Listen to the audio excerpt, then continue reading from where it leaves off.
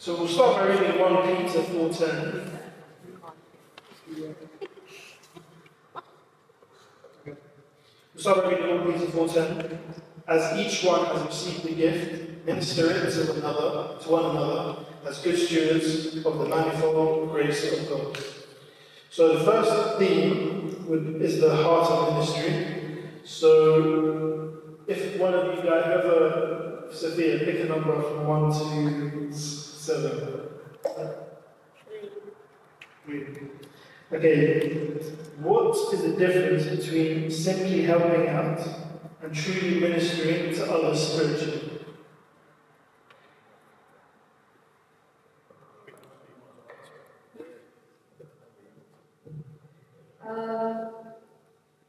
The way I see it, I think simply helping someone out is, for example, let's say you're in, what's it called? Okay, let's say, for example, you're in, I don't understand it.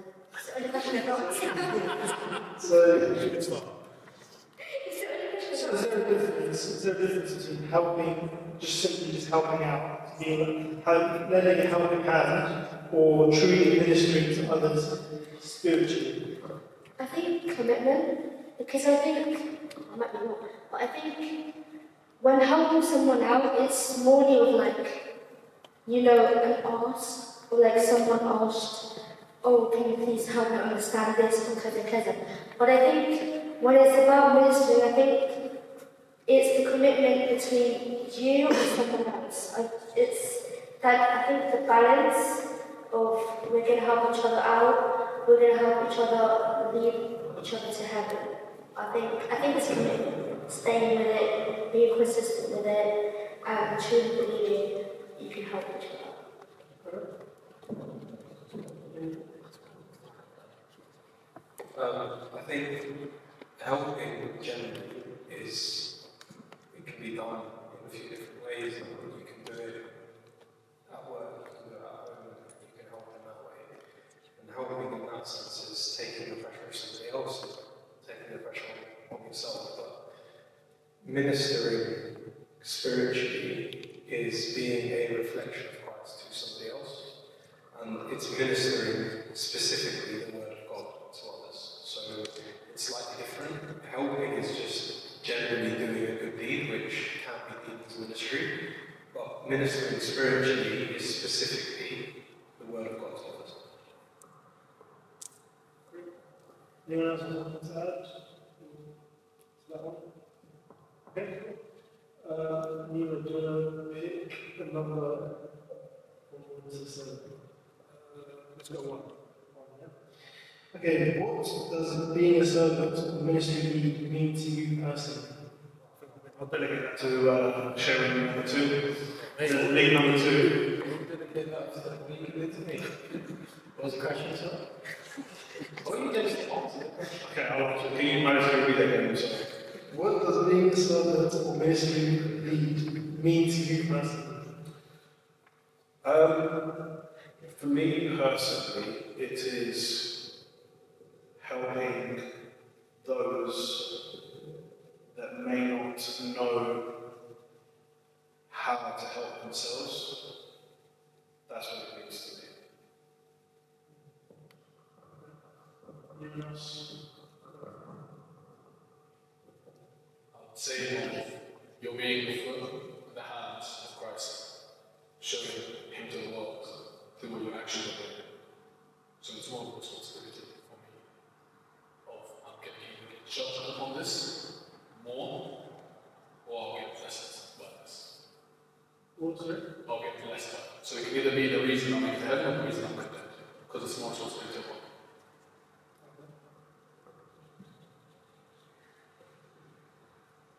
Anyone else?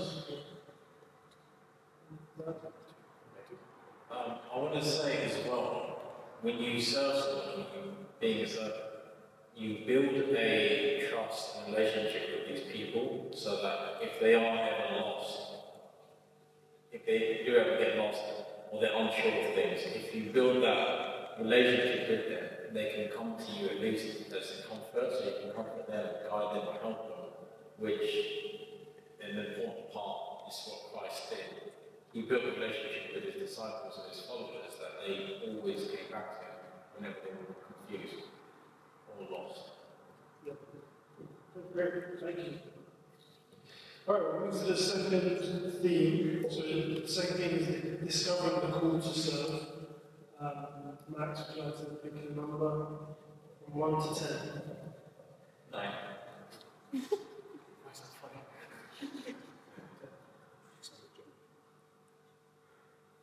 Okay. Actually, so wonderful. 4. Okay. How did your talents or interests help guide you toward your ministry?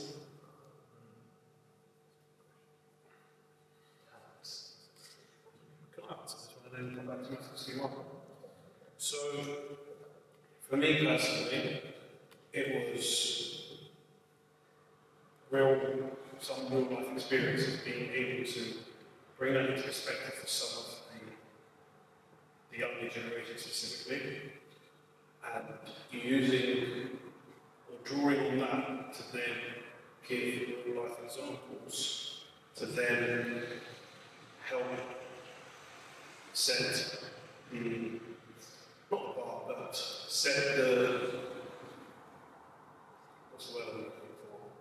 No, not the standard, definitely not the standard. Definitely not the word standard. Set the scene. Yeah, so set the scene, basically. And set an example as to what could potentially happen. That's, for me, that was the biggest thing. So basically your experiences. Which makes me sound old, but yes. Yeah. I think for me it was my curiosity. I've always been a lot of sharing, and I was in sharing pretty consistently even from the beginning of when I was first joining Year 9. And I was always such a curious person, so I just asked every question about everything and beat the horse to death until I was fully satisfied with the answers. Which meant that I felt like I was able to pass that along. Some of the younger students now that they come, they ask similar questions. And because I felt like I went so in depth into some of the more general questions, I was able to not only just give one perspective, but multiple perspectives, because I wouldn't just take the first answer, listen to multiple sermons speaking about the same sort of topics until I understood it from multiple angles. And now that I get students of all sorts coming to me, asking sort of questions, you'll give them one answer, and you kind of read it in their face, and they go, yeah, I get it like that. You're not convinced. Let's try again from a different angle. And we just keep on going. But yeah, I found that really helped out. What was the question about how are you using your talents in ministry? Talents or interests to help guide you towards your ministry? From the perspective of talents, you don't really need to have talents to start service. For example, I'll take myself for example, I have no idea what my talents are. But my interest was, what else can I do to get closer to Christ? To live with Him. To actually experience Him day to day, not just to my experiences, but the honest perspective as well.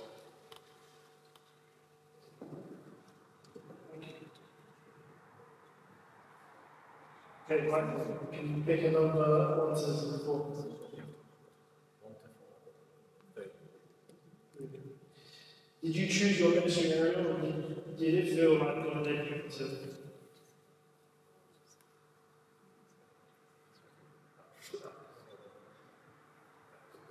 I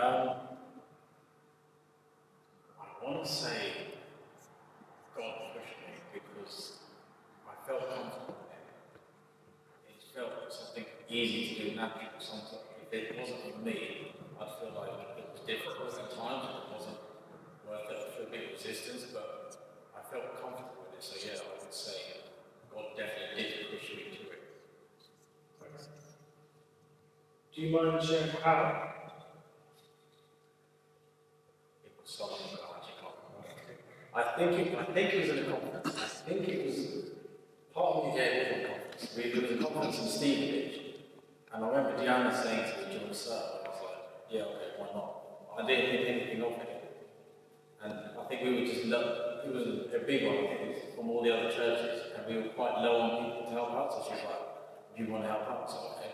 And then it was just from there, and I was like, oh, this is this is not actually as bad as I thought it was. There's no stress behind it. There's no, I don't feel comfortable. I'm not on my side. It was actually easy.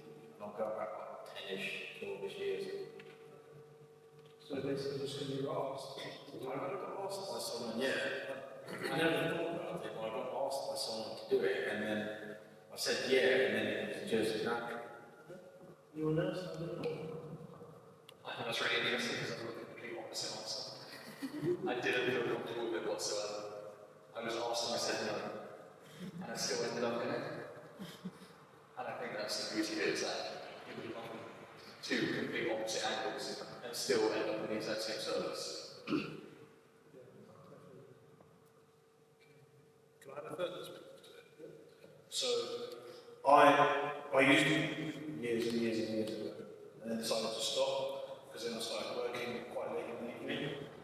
So then I thought the time that I would spend here, and I've shared this with people in sharing before, and I said the time, the 2 hours that I would spend here, I could be out there making money. I thought there's no need for me to come. I then turned up, and just to give you an example, say I work from 5 till midnight, 7 hours, let's say I take £70, yeah, I make £70. If I now, I will work 5 till 8, 10 till 12, and I'll still make £70. And that was, for me, was one of the biggest things that then it felt like God was saying, like, you need to go, because at the end of the day, I was still making the same money, but I was still serving.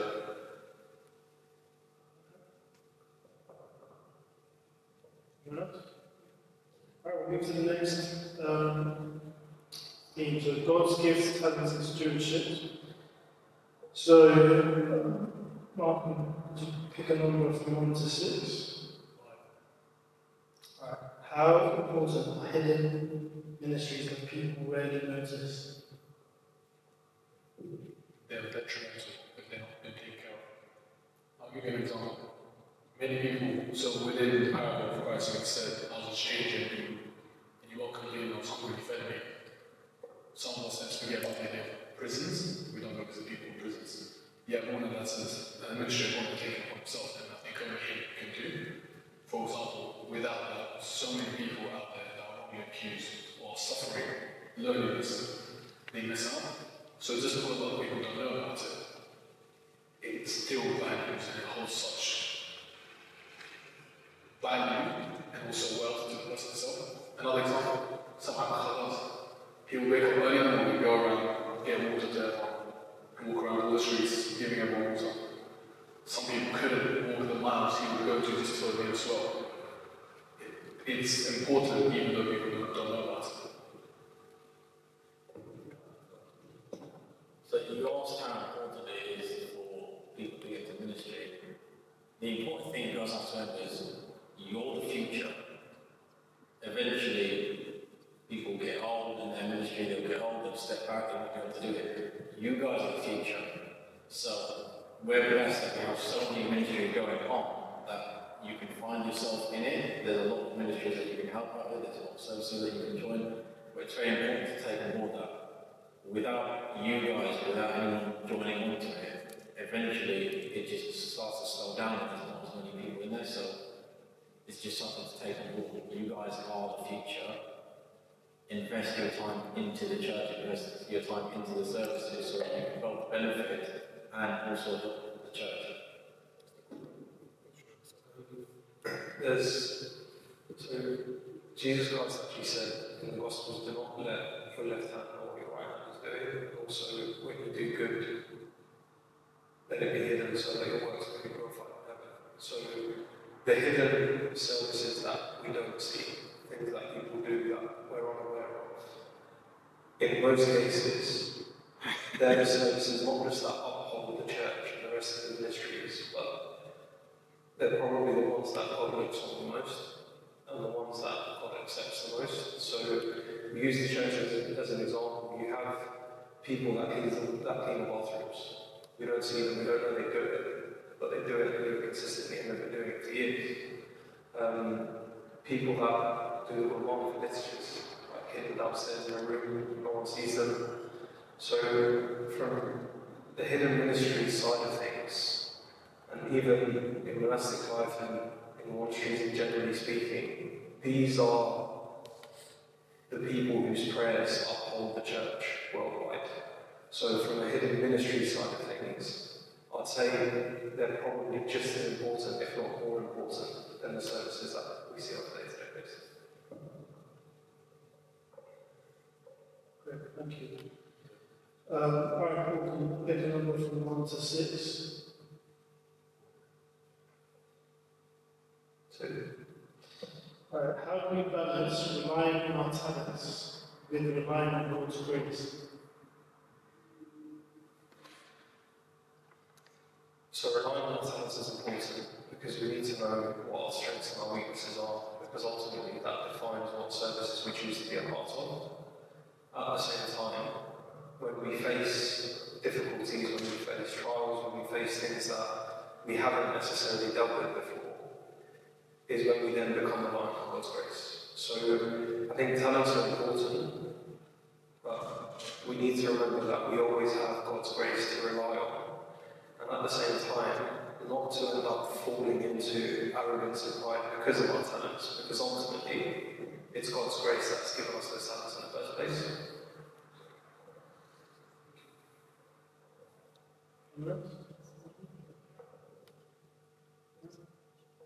Okay, go to the next theme. So different paths of ministry.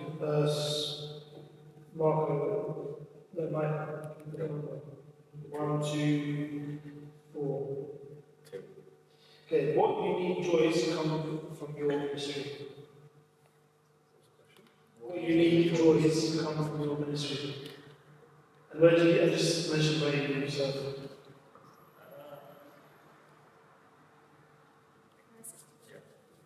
Okay, so I'm not going to speak about Sunday school.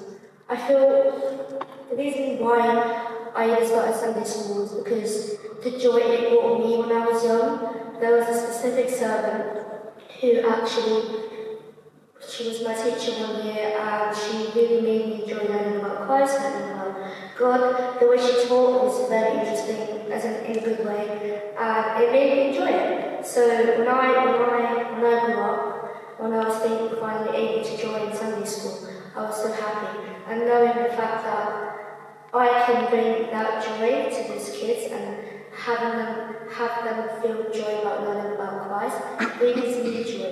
For example, we went on a Sunday school trip a few years ago, and seeing the kids just be in one unity, and because with my group, we were like, along with having fun, we were also able to learn about Christ. They were asking questions about Christ and God, and that generally brought me joy. Knowing that I have done the same thing that I have felt when I was young, that was something I loved so much.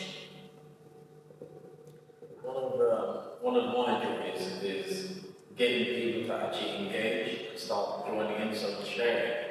Normally some people, they just sit there, they don't join in. Eventually, you get people talking, they start coming out of the shell, they start engaging, they start putting their opinion, they actually start learning as well. So I think one of my joys is actually seeing people come out of their shell and actually engaging with people.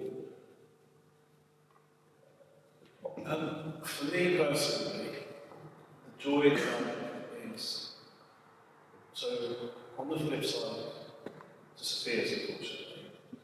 So growing up, I never used to have someone I could talk to, and that what brings me joy is knowing that, so I serve in the sharing, majority tends to be the younger one, occasionally the older one.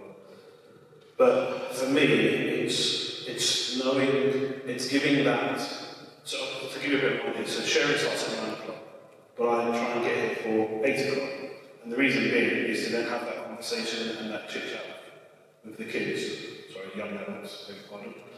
So that it's then you're more of a friend, because when you're a friend, and I correct me if I'm wrong, but you're more likely to confide in your friend than you are to a stranger, aren't you? And that's, for me personally, that's what brings me joy, because I didn't have what you had. So for me, it's being able to offer that is what brings me joy. Alright, so next theme, so growth through ministry. Marco, can you pick 1 to 4? Okay. What virtues has ministry forced you to grow? Be nice. Hold your hands sometimes about something. That's a different thing I know. Anything else? Anyone else? Can you repeat the question again, please? What virtues has ministry forced you to grow in? Patience. Patience. But it's taught me if I can be patient here, I can be patient outside of the world. So I probably got my patience from serving more than anything. My biggest one is probably understanding different perspectives. A lot of these kids come with questions and really understanding the angle that they're trying to get at, what they're personally experiencing, what's led them to those questions. And also personal understandings of the world at their age and what they've been through at that time. It's really easy to have answers in our heads as servants based on our experiences, our understandings, our upbringings, our surroundings. And it just makes sense to us. But giving those same answers to some of those kids, it might not make the same sense because they don't have the same experiences, they might not have gone through the same things. But they might be experiencing extra things that I haven't experienced just yet. And so trying to put yourselves in someone else's shoes to try and get at an angle that you can actually get through to someone, I think that's one of the biggest things in growing. I think humility, I generally never thought, it sounds bad to say, but I never thought I would be really serving my enemies. I realised even times when I didn't, for example, sharing, there were times I did not want to go into a specific group or be with specific people, but then I realised putting myself through that, pushing myself through that, not only made me see a different side of people in a good way, but it also helped me just to not always judge people by first impression. I think, especially when it comes to sharing, as you guys know, they really do pour their hearts out into it. They pour their emotions out, their weaknesses out, and it really makes you see a whole side of people, not the side that you thought you knew about. So it definitely brings humility into it. Thank you, Max. Okay, Max, 1 to 4. How has serving changed you spiritually? How has serving changed you spiritually? I think it's forced me to dive deeper than I ever have before. I know earlier I said I would keep going at angles until something made complete sense to me. But something that makes sense to me isn't always what makes sense to others. Some of these people want loads of backing up and evidence and just facts. And you only really get that from the Bible. So understanding what Bible stories, a lot of verses going back and looking at these sources to make sure your question not only satisfies you but other people. That's the massive thing to me. Yeah, it's just really pushing my depth.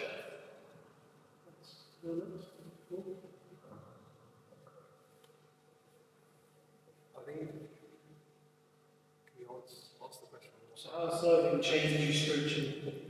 So I think in terms of spiritual change, St. John Chrysostom says, "For he who is focused on his own sins cannot see the sins of another." And one thing service does do over time is it strips away pride.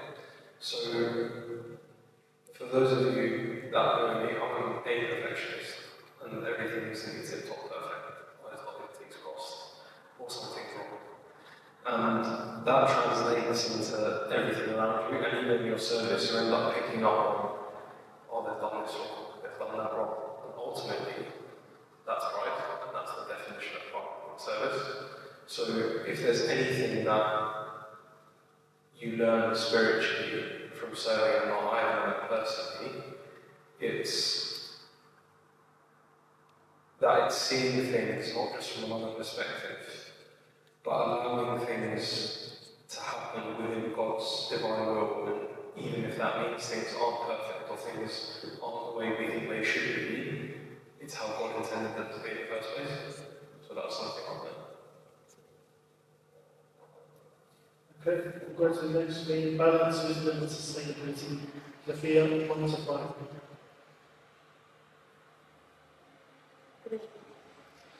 How do you discern when God is calling you to serve more versus when you need rest and recalibration? Should I change it? Change it. One. How do you balance ministry with studies, work, family responsibilities, and personal spiritual life? Worst question should I start? Can I say one? Can I say? Okay. So, starting service, this is not to discourage anyone, but I genuinely have entered it wrong. I joined into so many services, and the type of person I am is when I enter something I don't believe, I fully commit to it. And I'm such a people's person, so just being with people, especially church, I needed that, I wanted that. So, to be honest, I wasn't able to exactly balance my life at the beginning with education, friends and family, as my whole concern and my whole effort was focused on church and service.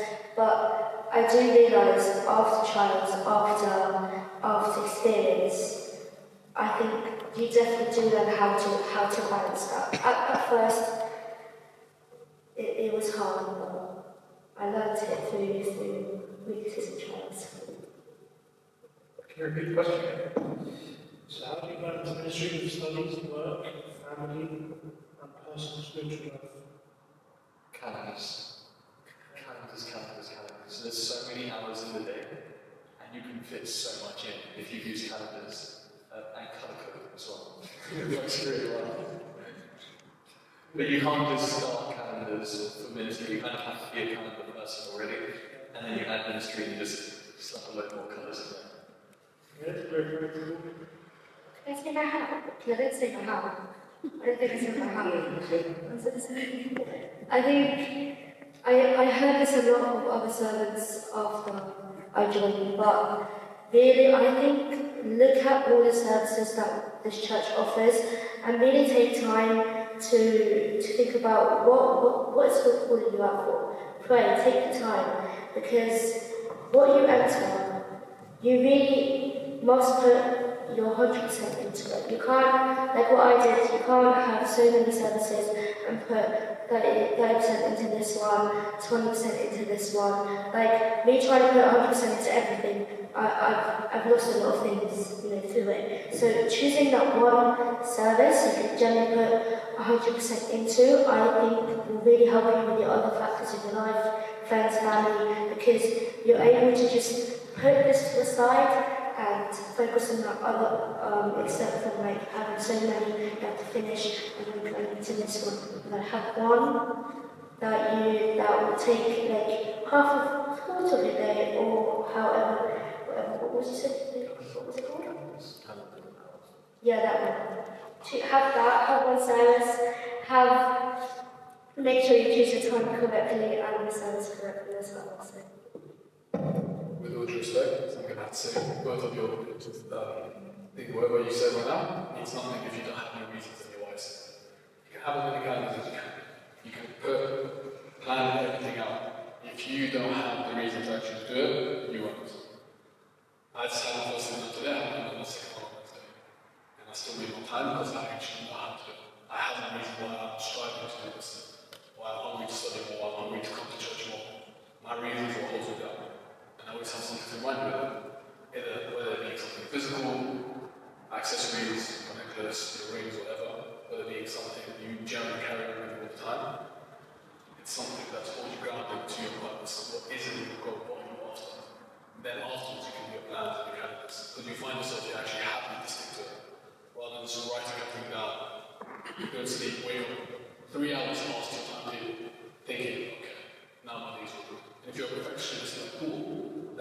detrimental to your mental health, then you can feel like you're useless.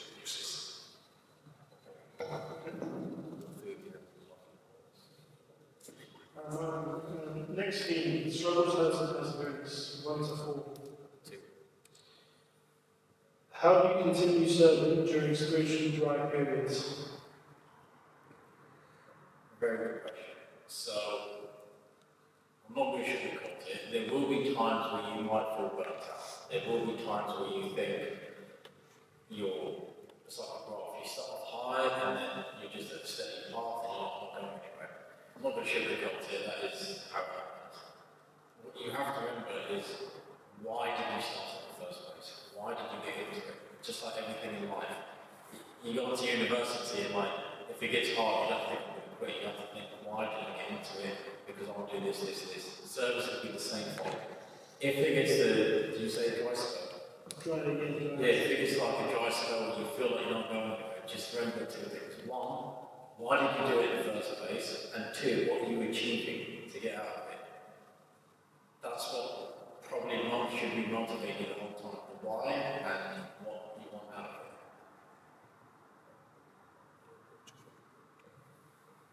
it. It links back quite well to one of the questions earlier.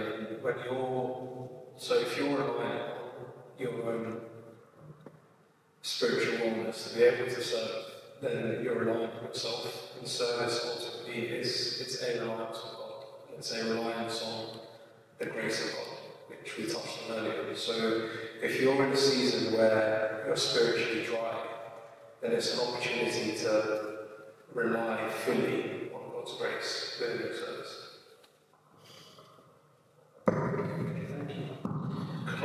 Sorry. That was a brilliant answer, because that is exactly, through speaking from personal experience, where there's been times where I've then spoken to my father in confession and I said, I turn up because something inside of me says you have to, because it's the right thing to do, despite feeling very, very empty. Like literally turning up, no water in the bottle, but yet expecting to feel any more water. It just doesn't happen. But yet, it's when you have that feeling, it's God's grace that you then fully rely on, not your own. And sometimes that happens because then you then realise, actually, I do need God. You know, it is God's grace that gets us through it. It is God's grace that does this. It's not me. I know earlier on I said, life experience, etc., etc. That's a minute bit of what actually God's grace is all about. So I bring maybe, if anything, 1% to the party. He then brings the other 99%. It's nothing to do with us. Yes, I can say, this is the experience, this is this is that. But at the end of the day, to link Max's point in as well, if it doesn't click into that person's head, it doesn't make any sense to them at all. And sometimes it is being in a dry spell is sometimes also.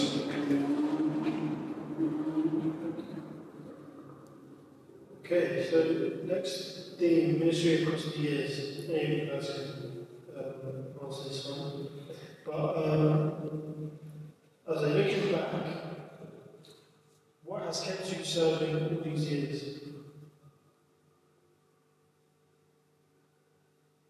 This is probably for the older.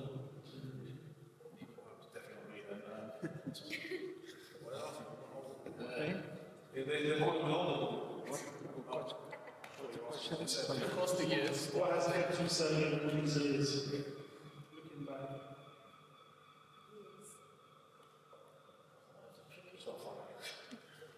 Many singles up. What has kept me serving over the years?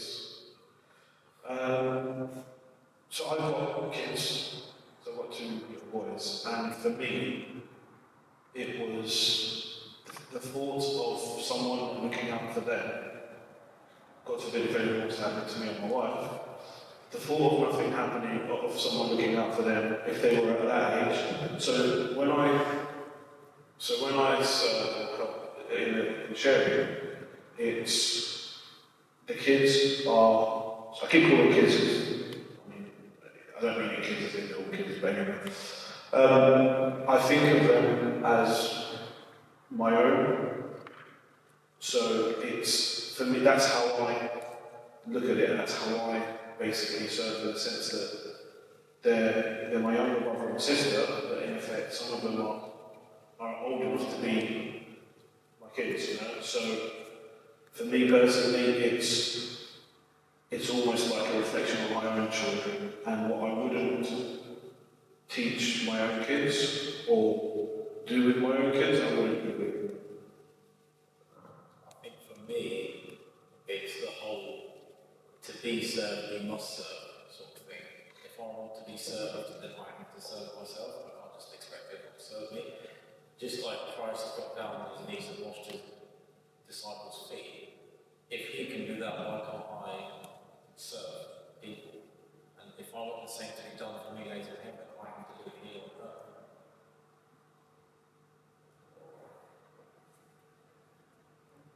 For me personally, the answer changes over the years.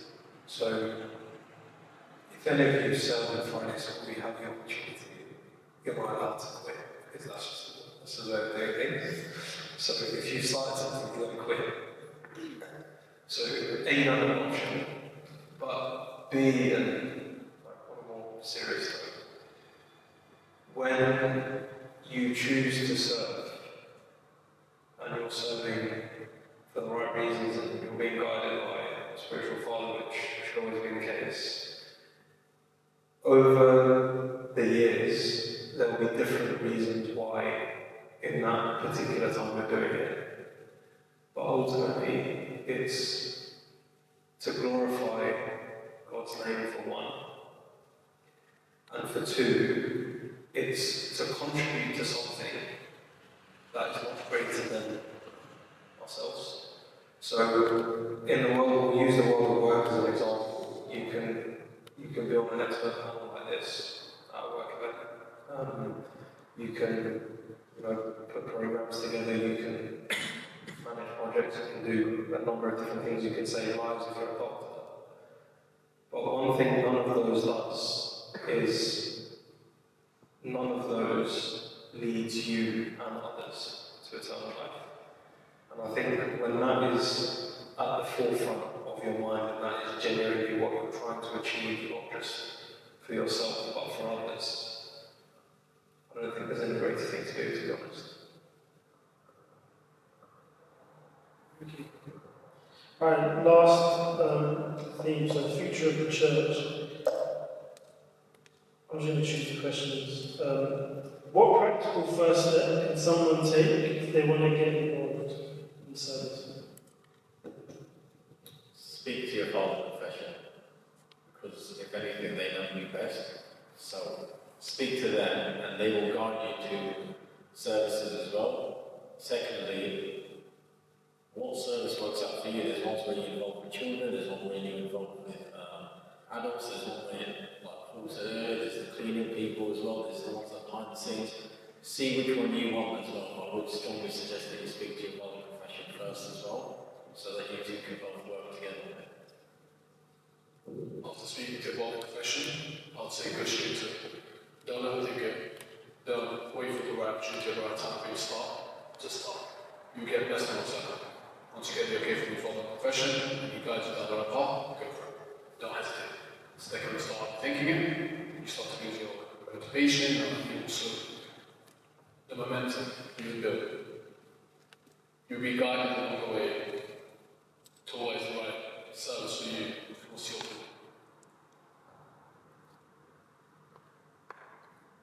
Okay, so the follow-up question would be, how can the youth discern where they're most needed in the church?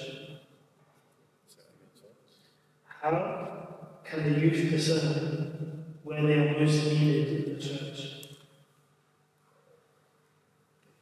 Discernment's a wonderful word, but it relies on knowing what God's will is. So the only way you can discern if you're in the right service or you're doing the right service is A, knowing God's voice, and B, willingly following that voice. So you need to have a relationship with God first and foremost. You need to have someone who you can sample what you think the Word of God is, because at times we convince ourselves that God is saying something, but in fact, He's not. This is what we're looking for. So you need a relationship with God, you need a spiritual father to discern the difference between God's Word and other words. And then finally, you need a willingness to be able to do whatever God calls you to do. So discerning whether you're in the right service or not, and where you're needed, A, it requires you to start, and B, it requires you to get some guidance as to whether or not you're in the right place.